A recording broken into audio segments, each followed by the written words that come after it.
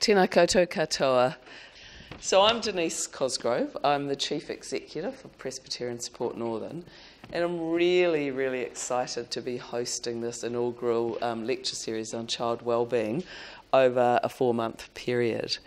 So we've been consciously enabling small groups like this to actually come together with 10 keynote speakers, international and domestic, on a range of very complex social policy issues to discuss, debate and hopefully provoke some collaborative action on ways to impactfully shift the outcomes for our children at tamariki in New Zealand. We know that this is a defining focus for the government and for the Prime Minister, but it's also issues that are really, really dear to our own hearts at Presbyterian Support Northern. So our vision is about a better life for everyone. And our key goal is to build the capacity of children and families of whānau through our suite of services. So our services cover Shine, which is around domestic violence, Lifeline, Enliven, support, home-based support for people, primarily older people and people with disabilities, and Family Works. And we also want to take a leadership role outside of government and actually start building the capacity of the community, the sector and the system. So we feel that there's a role that we can actually lead, which traditionally is possibly sat with government. And this is one way we're choosing to do that through this series. So, providing people with access to leading-edge thinkers, commentators, novel practices, efficacious policy solutions. And we know that this issue around child wellbeing is really multifaceted and complex, and it needs cross-sectoral, integrated approach. So we really support the national conversation. So today I'm delighted to have Dr. Tony Burton as our guest speaker. So Tony is the Deputy Chief Economic Advisor for Treasury, where he's been in various guises since about 2007. And you've been leading some really significant pieces of thinking and policy. So redeveloping the living standards framework, work on social investment approach to government spending, and you've been an advisor and still are on welfare, income and poverty dynamics.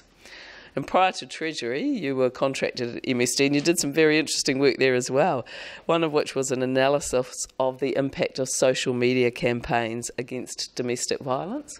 We're going to have a talk about that tomorrow when I can corner you, Tony, and incentives in foster care and youth unemployment. You started your career in the UK with an interesting combination of a PhD in economics and philosophy. I'm always quite interested by that sort of juxtaposition, and also by the interesting personal facts that you find out about people. So worked backstage at Nuffield Theatre and was president of the Graduate Student Association. So today you're talking to us on should investment in children's human capital diminish with their age, which is a really, really interesting topic. So the structure of the session will go like this. So Tony will do his presentation and then I'll facilitate a discussion forum with questions. So be thinking up your questions, as I said, and we'll close the session and get you to wherever you need to go for your day at work today or otherwise. So let us now move on and invite Tony to come and share with us your lecture. Thank you.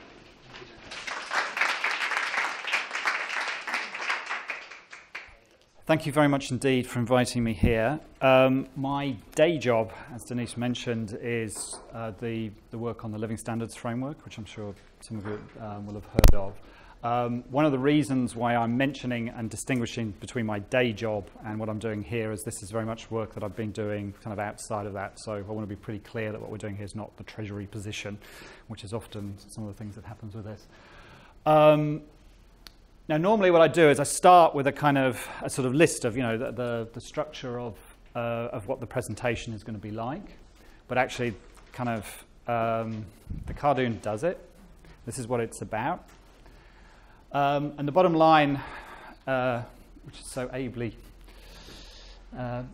said in here, is this idea that often we have some really, really good ideas. I mean, genuinely good ideas.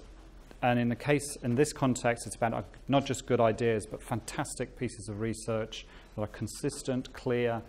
They tell us something really interesting and meaningful. But in terms of implementing those in a real way across the whole country, and in making differences to people's lives, and particularly those children who have the most difficult of childhoods, that research is like the 2%, right? It's the little bit at the beginning that tells you where to go, right? It is very different from the 98% of actually making it happen. Yeah, I think it was Edison who talked about 2% inspiration, 98% perspiration. That's what this is about. And in a sense, that the research I'm going to, because I'm an economist, I have to show you at least one equation. So I've got one slide with an equation on it, right? But most of this, what the core of this is about that idea, about that thing. In this case, it's a Nobel Prize-winning economist trying to take some work, trying to apply it, and quite clearly, deeply committed to improving the lives of children, but potentially not giving us what we need in terms of policy advice. Okay, so this is the vision, right? And it's a man called James Heckman, who, when I was a graduate student, he'd basically revolutionized the way that economists analyze labour markets, right? Are there any academic economists here who want me to go more into that? No? Okay, good. Right. For this purpose, what he did, having done that work, he was very keen to think about how you could apply these ideas to some of the most vulnerable people, to helping some of the most vulnerable people in society. And what he thought about was the way that in economics jargon is human capital. It just means what people have, the capabilities and skills that they have, and how that they can then use them later on in life. In particular, thinking about childhood, and when was the best time to really put the effort and investment into children, to give those children the greatest chance they would have when they left school and when it became adults. And I'm assuming this audience here, right, that's something we'd agree is a good thing to have tried to do, to actually try and get the best out of the money that we're doing there. And what this curve does, it basically says, so the bottom here is around age, right, and what it says is the biggest difference you're going to make to children is when you're investing early. He's got here preschool, but I think was he to do it later, he'd actually talk about even before children were born, right, to make sure that families have the capabilities to help the children. But the thing that he's also saying here, and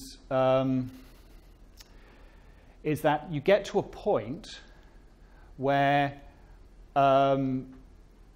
extra investment is actually not going to give you that return. And the word return here, though it's because he's an economist and he's using economist jargon, this is not about profit. This is about saying, for the life of that child. In fact, actually, the maths he does is actually not just for that child, it's for the family and for the wider community, right? For the greatest value for that investment is at younger ages. But you get to a point, and actually, in this diagram here, that point is sometime in school, where these extra investments start not making a big difference to the outcomes for children. Okay?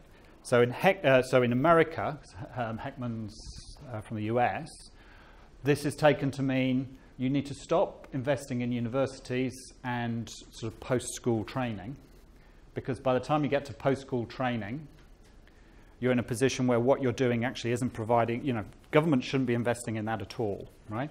And in fact, quite a lot of even the secondary school system, the investments aren't going to be helping the children very much because the investment hasn't happened at the early ages. Okay, one of the strange things that's happened is that this sort of, I think it's fair to say that's rather a controversial view in New Zealand. But when this work has been interpreted in New Zealand, it's been interpreted as we need to do more investment in the early childhood. Heckman does say that, but he says you should invest in early childhood and stop putting so much effort into secondary and tertiary education. Okay, that's because you're not doing any value for the children, right? Okay. Now, you're going to find the work that I did with David Ray, you're going to find that, well, actually, just do them both there. Okay, but a lot of this work is, you should be deeply, deeply suspicious of economists writing simple line graphs. Okay, I'll tell you that now, okay? Right? Okay, and this is a really good example. The fact, Heckman is from the University of Chicago, and he's very traditional sort of University of Chicago, very mathematical economist. But he's saying the kinds of things which people who don't normally think what's said at the University of Chicago is good, but he's saying those kinds of things. And so I think what's happening is there's not enough criticism and sort of pushback on the kinds of things that he's saying, right? So he's drawing simple graphs like that, and then saying, well, that data there is the same as that graph, right? This was 12 hand-picked studies, unfortunately published by the OECD, right? And saying, well, that's the same shape as the graph, right? And I'll give you a kind of heads up. That's actually what we did when we looked at a little bit more data. And if you can see a curve, so if you can see a curve like that in that data, you're doing an awful lot better than I can, okay? Right? And then we've done it a little bit more formally down the line, right? So I'll talk a bit more about that, but I want to go back to this idea that what is crucial here for understanding what's going to work is actually understanding much more at the ground level what is actually happening. And in a sense, all the maths and all the kind of data point stuff that we're doing is really just picking that up. Yeah? Okay, so to get from to get to the kind of conclusions Heckman is drawing, you need 3 big steps, right? And what I'm going to suggest to you is I emphatically cannot tell you very much about this. I can quote other people, what they said, but I can't tell you much about brain development. He's one of the leading world experts in the theory of human capital, so I can offer you his theory, right? But the bottom line is this. Is it true to say, as he is claiming, that when you look at this, you can then say that we should therefore be focusing everything on this early childhood? Yeah, there's much greater emphasis there. Can I just be really, really clear here? Right? What Heckman is saying is not about whether it is ethical or not to invest in young children, right? Again, my suspicion is most of the people in this room think it's just the right thing to do to make sure children have chances in life, okay? And that early investment in children at that age is the right thing to do. Nothing I say is going to comment on that, right? Nothing. What I'm saying now is not about whether it's the right thing to do. It's about that claim that if you want to find the best place to put your money, in economics jargon, the efficient thing to do is to do that, okay? So we're going to talk about whether that's the case. Okay. So on the brain development, there is vast amounts of evidence, and actually New Zealand is one country which is one of the leaders in this work. I don't know if you're aware of this. So the Dunedin study, the work by the Dunedin study, and the work that they have done in terms of following people through. So it's both in terms of what I find deeply depressing is this idea that their childhood environment can change the physiology and chemistry of the body, right? Okay, I mean, so that if you think of the advantage, my partner's a dentist, and she works at the Wellington Hospital, and one of the saddest things that she has to do is she gets a lot of children who haven't even got to school yet, who have no teeth, right? Not because they haven't grown, but because they've rotted away before the child has got to school, right? That changes the jaw, right? Because the teeth are actually part of the structure of your mouth. So if you lose your teeth that young, as you grow as a child, the shape of your jaw and the shape of your face is changed by that, okay? And they are very obvious socioeconomic drivers for that kind of situation being there, okay? This idea that, that sort of environment can actually change you, physically change who you are, right? So there's a lot of science around that, and also internal to your mind, internal to your cell biology.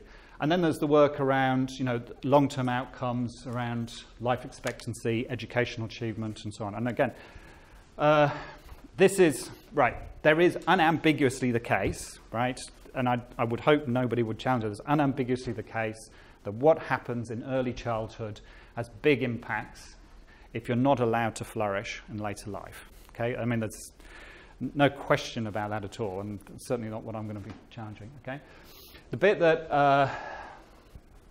that sort of Heckman adds, particularly taking from his background as a labour economist and talking about human capital, is to translate that into an economic theory that says the efficient thing to do, or would offer you advice on what the efficient thing to do in terms of financial investments.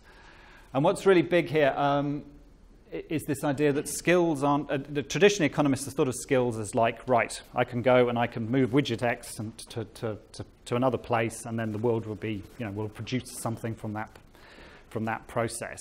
Actually, quite a lot of skills, forever in fact, but more so potentially now when you've got the kind of softer skills becoming much more important, are much wider than that, right? It's the ability to get to work on time. It's the ability to know that when you're talking to someone at work, you talk with a different language to when you're talking to your friends, right? These are things that are very obvious for some people, they're not obvious for other people. Those kinds of skills. And what he's saying in particular, and this is very persuasive if you've done economics degree, this idea that there are complementarities between this. So once you've done an investment, if that investment pays off, there are then further opportunities to build on the previous investment, right? So the more mechanistic example of this is once you've built a factory and you've got a skilled workforce, if you want to change what that workforce is doing, the fact that you have a skilled workforce means that you'll be more productive than you would have been if you took the workforce that hadn't been working in that industry before, right? And this is why you end up with particular areas specializing in particular industries, right? Because you're able to do that even after technology has changed. Right? At an individual level, it's about saying if the child has the foundations at a particular young age, the more you put that investment in at that young age, the more you'll get from further investment. Okay? So slightly more intuitively, if children have the basic kind of language skills when they go into school, that helps them then to interact at school and get the benefits of being at school. Okay? Right? This is quite an intuitive idea, right? But what he's done is he's pushed this with this theory of human capital a little bit further than that, right? Okay, the bit I want you to take from this is that curve, right? I'm guessing from the reaction of this audience you're not that keen on me going through this, okay? So that's my token bit of maths to prove that I am really an economist honest, right? Okay. The data we use, and to me this is the important difference between what we're doing and what's been happening in the past, is we, instead of going and looking for research that was in the area we wanted it to be, so what Heckman has done is seek out those particular areas of research that are going to give him the kind of results he's interested in. We did this the other way around. We went to this thing called the Washington State Institute for Public Policy. If you are interested in evidence-based policy, look at their work, right? I have somewhere a kind of list of the various bits and pieces they have done. It's just an extraordinary effort. I understand there's a couple of people there who've just devoted a couple of decades of their lives just to making this happen, right? And what the origin of this is that they were basically asked by the state government in Washington to say, well, we've got all this evidence out there, but Washington isn't like the rest of the United States, rest of the world. What would actually happen in Washington if we did this? So what they did is they built up a methodology, and it's extraordinarily detailed, and they built up a body of evidence based upon going out there and finding all these bits of research and saying, would it work in Washington State, right? So in a sense, this is like an experiment, right? We've got all this other research, and then we're going to see whether this would be, in particular, whether this would be cost-effective, right? And cost-effective, the term cost-effective, I think, gets rather a hard time. All it really means is this the best way to spend money on children, right? Given we only have a limited resource, is this the best way to do it, okay? And they... actually, sorry, it's not just children, I beg your pardon. So they have a huge range of interventions that they look at across a huge range of different kinds of intervention. Now, if you had a traditional view of what human capital was, this would seem weird. But in the kind of version of human capital that Heckman is using, this is exactly what you need to be looking at. You need to be looking at the kind of reasons why people intervene for families, at health, the health issues. So the cameraman's going to give me a hard time here because I'm sitting in front of the board here. So I'm going to start using my pointer again. But things like mental health, juvenile justice, and so on, right? So this is the huge range, and it's asking the database has provided this huge range of information about, is it actually cost effective to do these different kinds of intervention? Now, if you recall from the curve I showed you at the very beginning, what we're saying is sometime around about school, things stop being cost effective if you're intervening in children. Okay? This is what if you estimate it of the 300 odd consistently measured interventions, this is what it looks like. As it happens, right, and it is not statistically significant, but as it happened, this actually slopes downwards. Sorry, I beg your pardon, this slopes upwards, right? That's not statistically significant, right? The thing you would say statistically is it's flat, right? So the impact of that is this, right? You're saying that in terms of understanding where the best place to invest money is, what's the most efficient, effective way to put it, age actually is much, much less important than what you do and how you do it. Okay? Now that sounds obvious, but if you think of the rhetoric around at the moment, it's all about investing in young children. The fact that it's there. And can I just point out that you recall the curve actually finished at youth. So it finished at 15 to 25-year-olds. This curve actually goes on well into adulthood. Yeah? Now I think, and this is something we didn't do in our original paper, so I'm just this is me sort of trying to interpret a little bit more about what's going on. So there is, to be aware, there is a little bit of a contradiction in the way we're thinking about this. So on the one hand, we have this very strong evidence that what happens at the earliest childhood is absolutely crucial to children. And on the other hand, we're not observing that, particularly when we actually look at real interventions. Yeah? And I think for the wider social sector, that there should be a little bit of a pause there, right? It may, my description of the Heckman, it's clearly challenging to say we should only put something in early childhood. But if we buy this belief, this really strong evidence, and I've no reason to doubt it, that this should make that big difference, why aren't we observing it? And I think there's actually, this is just my suggestions for thinking about what may be going on here. And I think actually social investment, the work on social investment is a really helpful way of thinking about, and the response to the work on social investment is a really helpful way of thinking about this. So this was some work we did, the graph here is some work we did a few years ago within Treasury, but it's just an example, but I think it's quite illustrative. The work that we did was to take just administrative data, just like the WINS data, the justice sector data, the health data, and saying, could we at birth, and it horrifies me to say this, but could we at birth predict outcomes for children? And the horrible answer was yes, right? We could actually do it really horribly bad. Well, you couldn't necessarily predict the particular bad outcome that would happen, but you could predict that there would be a very high chance of long-term bad outcomes, right? The scale on here, just so you understand where this curve goes to, the scale on here goes up to, that's 50%, that one there. So the scale on here goes, there's getting on for a better than half chance that you'll have these long-term bad outcomes for some groups of people, right?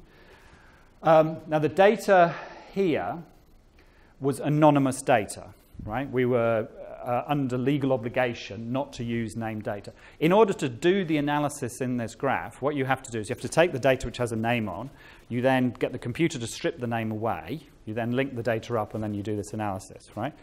It would be entirely possible to do this analysis, so instead of using anonymous data, to actually know who the people were in there.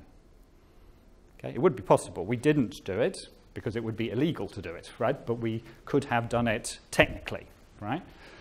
And so this analysis was essentially, what we were doing here was saying, if we could find the right interventions for the people who were that tenth of the population who had these horrendously high chances of the very bad long-term outcomes. And the improvement we were modelling was simply that instead of being the 10th worst, so the worst 10th, they were moved up one decile. So from being the group that's in the 10th worst, they move up to the 9 out of 10th worst. So it's not a big it doesn't seem to me a fantasy to believe that that is possible, right? We're not talking about moving out. And then the improvement in outcomes is colossal, right? It's not perfect because the world's an imperfect place, but it's considerably better than having, I think at this point, when you're talking about 1%, you're talking like 2/3, 3/4 chance of these bad outcomes, right? So, but now what I want you to do is thinking about this and thinking about what the reaction to that work was, right? And the reason I'm putting it in this presentation is to think, if you're serious about that Heckman curve, this is the kind of thing, whether it's you do it through a computer or you do it through a social worker working at the front line, this is the kind of thing you need to do in order to implement the interventions that Heckman's talking about. Right? You need to have the named individuals where you're doing these kinds of directed interventions to those that need the help, right? Privacy matters, right? We believe very strongly in what should and shouldn't be done in terms of using information, right? Or as I put it here, rights don't come cheap, right? I confess to you, I'm on that very hard end of if we have a really strong evidence that bad things are going to happen, we should do something about it. But I am aware that in other contexts, that's a very controversial thing to say because of the privacy implications of that, right? So, but that's the kind of debate you need to have, and particularly in the United States, where a lot of Heckman's work is, that's going to be a big deal in terms of how you're going to think about these things. So that's one thing, right? Another reason why we might not be observing what Heckman's talking about is around the cost of the interventions, right? So Heckman keeps talking about the positive outcomes, and that's right. What he doesn't talk about very much about, because he doesn't know very much about the social services, is the cost of the interventions that are there. Right, so a simple bit, it's going to be efficient if you know that the costs, and he doesn't talk very much about the costs.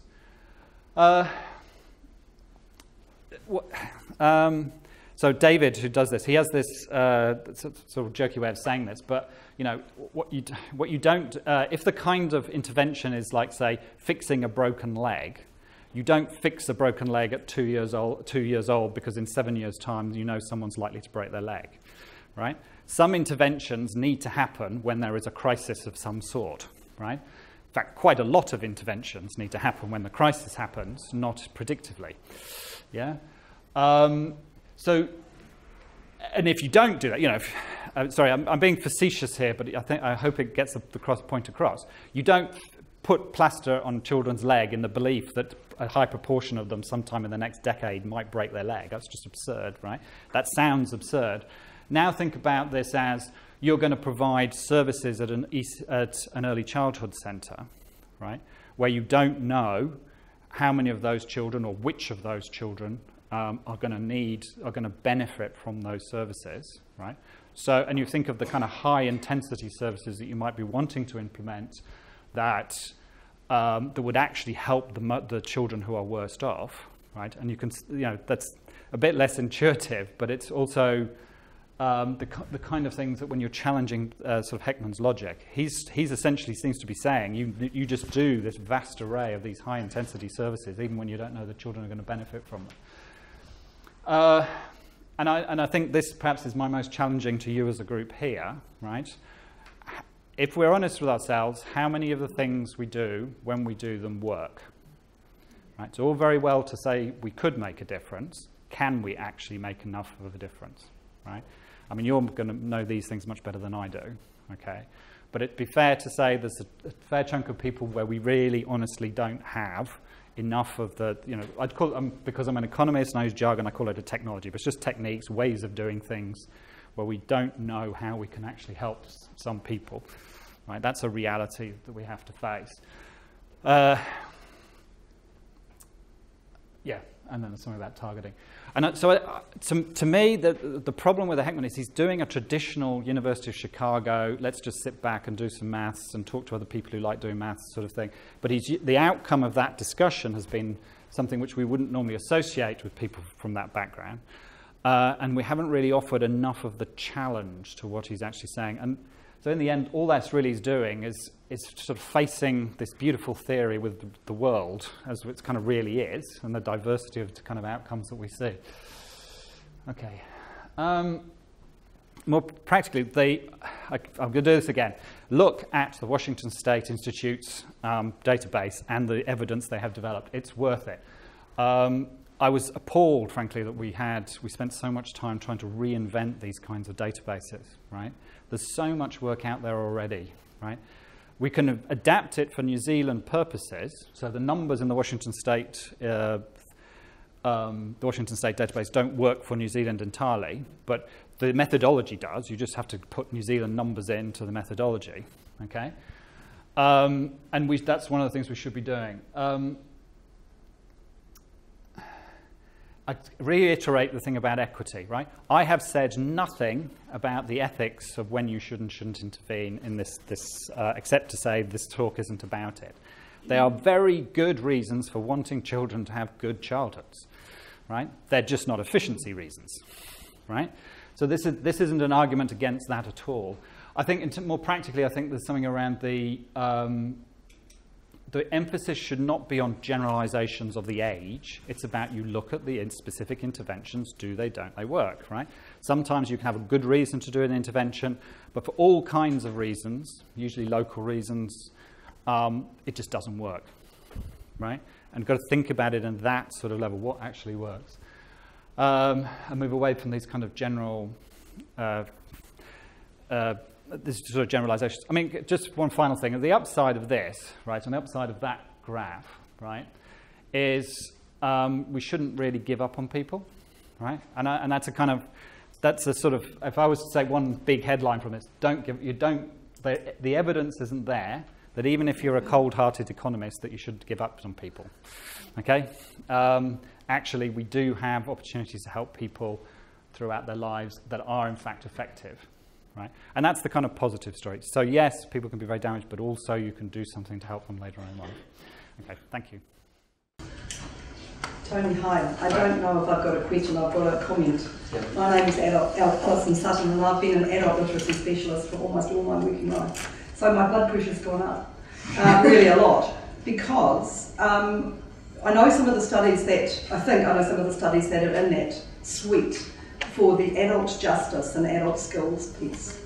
And I now understand a bit more about why we haven't been able to get any traction on the double duty dollar investment of intergenerational thinking. There's no conversation in there about parent capability. How do you change children's lives? You invest in their parents.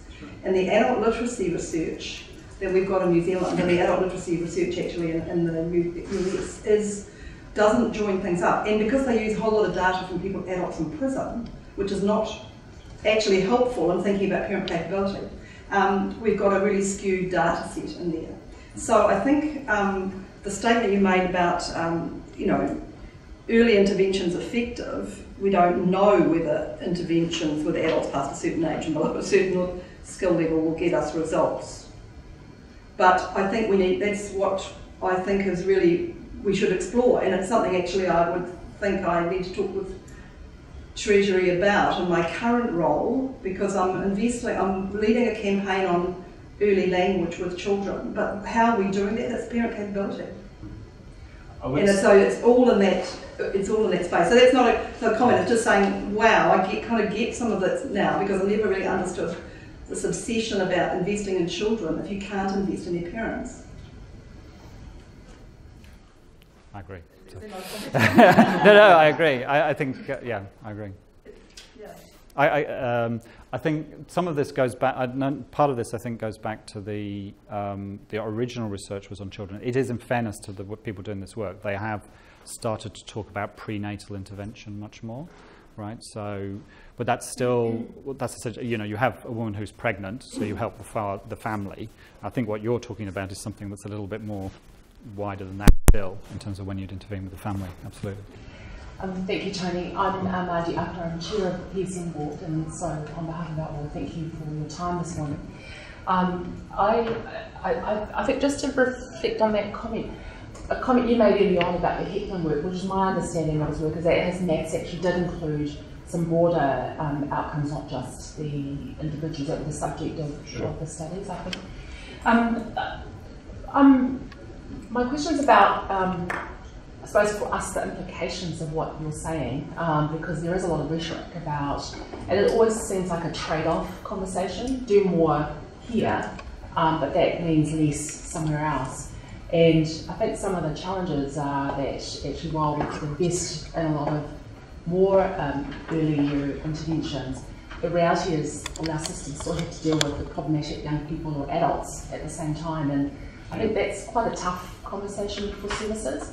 And I wonder if you could comment on that. I'd also just like to point out that our concerns about some of the social investment analysis is, as you pointed out, the data sets are skewed, and some of the data that's not in there in those national data sets are the stuff that's about protection, universally access services like Well Child that aren't about negative interactions with services, but are actually about trying to assess development and then check how children are doing and kind of weighing that out. And I wonder if you could comment on what the next stage of work is likely to look at that might balance out some of those biases. And the other part of that data set is in some of our South Auckland work, we're also, it's a cause and effect question that actually some of the government's interventions are actually making things worse for families. And now we can have some influence over that if we can influence other parts of what's going on in households. Sure. I have to be slightly careful here. So going from the end, even when a service is universal, the application of the service to the individual family or child will be very different, right? So I think we need to be a bit careful about what we mean when we say universal service, and that particularly is true when you're talking about children who have the most difficult circumstances, where it is a universal service, yes, but the specifics for a family will vary quite a lot by the circumstances of that family. And the reason why that matters here is because the fact that that we shouldn't kid ourselves that somehow, and I think this is sometimes in this discussion, that somehow if we universalise a service, that's okay because it gets out of these kinds of problems of having to target to some people, because the service may be universal but the intervention won't be, right? I'm sorry, that was such a long question. I've forgotten some parts of it. Yeah. So tell me when I've missed something. Yeah. On the social investment, I think I'm aware that Minister Cepoloni has asked for a review to look at how some of these different methods can be targeted. So there's obviously a shift in government, so there's a shift in some of the priorities. But the question here is around the tools that are available and how you use them. And the key bit is the how you use them, right? At the end of the day, this is just numbers on a machine which an analyst analyzes, right? Like you, actually, yes, isn't it? That's right, right? And that's a really important thing, but it's not, that's all it is. What matters is what you do next. And I think that's part of that's the kind of core discussion here, right, where we need to go. On the trade-off, I guess I'm just going to go back to being a traditional economist here, right? That we have to make some decisions about where we do different services, right? So I'm going back to the curve, there we are. One of the key decisions that we have to make, and there isn't a right and a wrong answer, there is a whole vast array of shades of grey in this, is around how much you invest, you do things early, knowing that a lot of the people that you're investing with aren't necessarily going to benefit from what you're doing, because there's some group of people who are going to benefit from that. So the best example of that is actually early childhood education and how much that benefits people. And there is quite a variety, actually. When you look at the deeper evidence, there's quite a variety in that, versus dealing with problems when they manifest themselves. So in some sense, for an organisation like yourself, you don't kick people out the door because they're just too, you do try to help people when you can help them. But from a government's, from the side of the funder, right, there's whatever, however big the pot, that pot is always going to have strains in terms of what you need to do with it. So at some point you need to make a call about where, you know, where that pot gets distributed. Yeah. So when you work for Treasury, this is very salient, right? You know, you're seeing the different bids, and you can, you know, there are literally every year there are literally hundreds of bids from different agencies asking for to do different things. And it'd be fair to say many of those that have merit will end up not happening, because when you look at the huge range of priorities that are there, you wouldn't be able to meet the financial needs of all of those. If you were then to increase the pot, you would find people would say, okay, there's now an opportunity to do something bigger, or to do something which we wouldn't otherwise be able to do, so the number of bids will expand, right? So there was always going to be that prioritisation decision as part of what you do. What I'd like to believe is that we do that prioritisation decision reasonably well. At least the advice that we provide is reasonably good advice, and I think this is where this comes in, right? Should we be, when we look at the age of the people that intervention is targeting, should we be using, how much should that weigh when we provide our advice? Yeah. The role of ministers, of course, is then to make that wider social call around what do people in New Zealand want, right? Which is different from the kind of advice that we'd be providing with this. I have a horrible feeling I haven't answered all your questions, and I just can't remember. Could you give us a hint of what the next stage of your work will look like? Because I think a lot of us in the social sector are really interested in the question of interventions that work and what is the evidence of what we do. Because our perception is we're asked to do things in a particular way, but actually we're not that confident as a professional group that what that agency is asking us to do is going to work for that family. And so just what your, I suppose, next stage of work or thinking about the quality of interventions. So I should say to you, I don't. I was involved in that very directly. But I'm not. I no longer do that work specifically. So what I'm saying here is at a very high level, right? But the work we're doing around the living standards framework, the idea of that is to bring to focus on the outcomes for people, not on the services themselves. So to bring agencies together. The gap in the work that we have at the moment, so that the analysis we've got, because it works for Treasury, and works certainly for Treasury to help advice for ministers, where we have the big gap is around converting that into the sort of next layers of decisions around what do you actually do, or which interventions you fund and which you don't. And that's an area where we would have to be borrowing on evidence that's there before. I have a horrible feeling that's not very helpful to you. But that's as good as I can give you, sorry.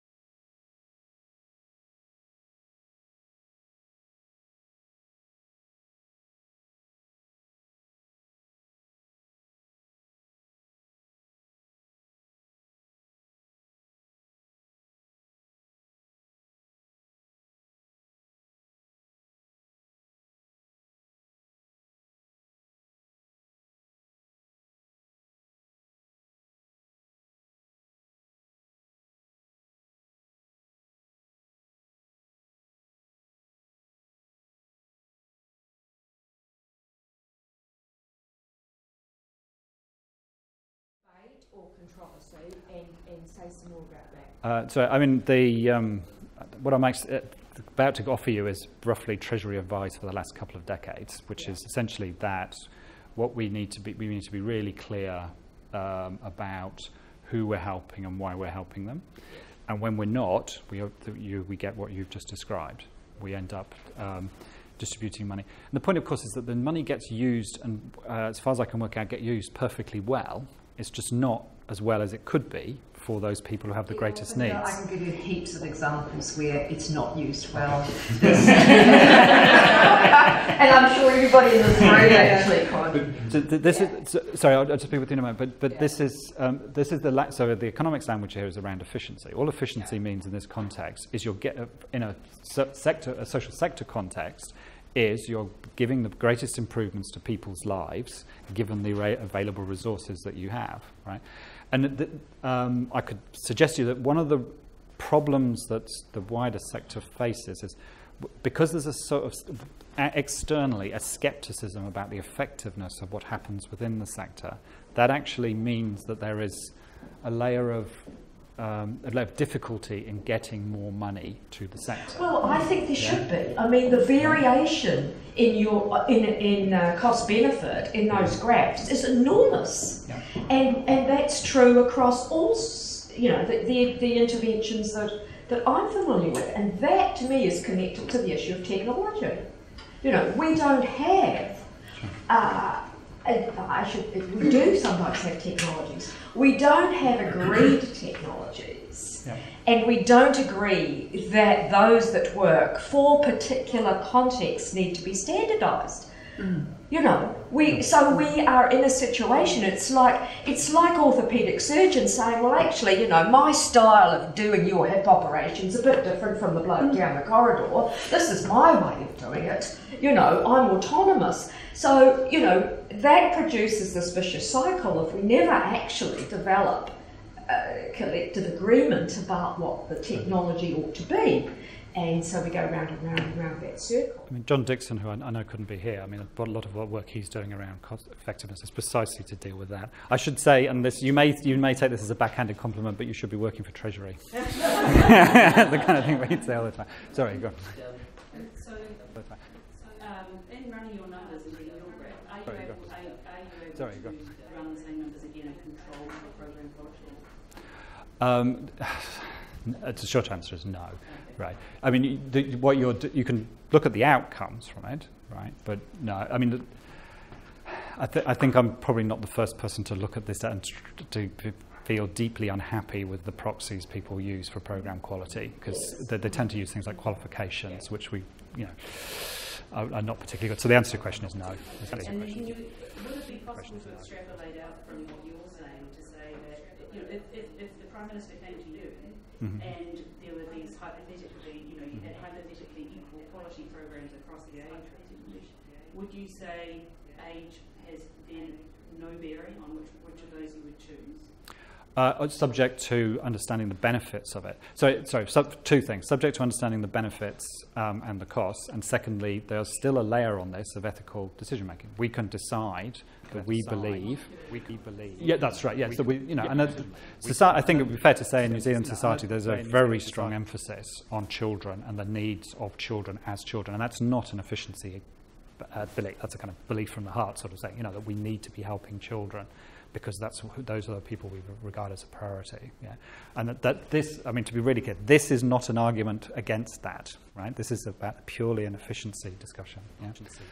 But on an efficiency basis, if they were all of equal quality, there would be no argument for intervening at one age versus another. And they would be ethical, but other than ethical, no. No. Yeah, no economic. Yeah.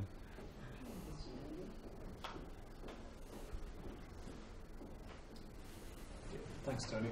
Richard Taylor, KPMG. My world is physical asset management, so investing in the bricks and mortar of sort of towns and cities.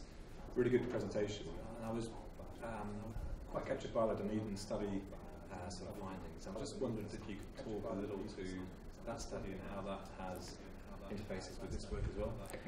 So I mean, as some of you may know, Richie Poulton has been who runs the actually, does he still run it? He used to run anyway, the Dunedin study. Has been very interested in Heckman's work. So this goes back to where I introduced this bit here, right? I can tell you what the results are, right? And as I said, that there's no, to my mind, there is no question on the basis of this evidence and the kind of evidence gathered by, among others, the Dunedin study, that the early childhood has these impacts, right? But that's the question here is not that. The question is, how good are we at doing something about it, right? In other contexts, there's this idea of, you know, they invented the science of electricity in the 1830s, but it took them another 50 years to get to the point of putting streetlights up, right? Okay. The fact that we know something, right, doesn't mean we necessarily have what we need to do to actually make a difference from that. And I think this is the real challenge. I mean, this is why I think you're the right audience for me to say this to, right? That's the challenge. The science isn't the challenge. The work by people like Richie, the challenge is, what do we do about it, right? Yeah, so your point about the not standardising and not sort of taking that lesson, I completely agree with that. It's a real, coming from the outside, it's, so as starting out as an economist and coming into looking at the social, it's one of the most striking things is the resistance to the idea of taking that evidence and standardising it in that sort of way. Everyone's got to do their own thing, etc. And it's linked to kind of concept of the professional as the ultimate arbiter, and autonomy, and then privacy starts trumping all sorts of things. You know, privacy is critically important, but if it trumps other things, that's problematic. And I also am interested in your attempts to separate. I mean, you've done philosophy and you've done economics, and you've partitioned ethics from effectiveness. And I think that, you know, I want to have a broader notion of ethics, that intervening with kids and families in ways that are ineffective actually is an ethical issue. Wasting money is an ethical issue. Sure. I am also a Treasury official, so I have to be a little bit careful with myself. So that's my sneaky way of trying to do that. Right, we've got time for one more question. Thank you very much for your talk.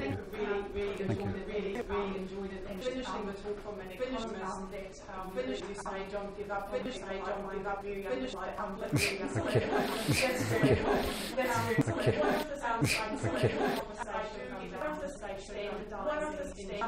One of the conversation, at the end of the day, working with people, and we have, and really it's individualized, we have, and I get the, and I get the making, and I get the making, and even there I'd say, individual circumstances, there are circumstances and the search individual to respond to the search individual. My question would be, how do we need the standards and the evidences and how do we upskill the standards, how do we that are actually providing skill when you say quality that makes the difference, how do we make such a difference? I actually, this is something emphatic that you are the experts in this. I'm not the expert in that. I wouldn't be. Can I just offer you? Originally, when I was in the UK, I was working on health and looking at effectiveness of health, and there was some really interesting studies in the 90s about the struggle that hospital had to get surgeons to wash their hands. This is the 1990s. Right? Okay? Right?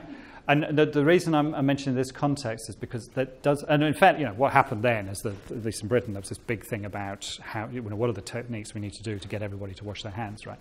The point, of course, is you need some level of professional autonomy in a surgeon, right? I mean, otherwise you're not going to be able to deliver surgery, right?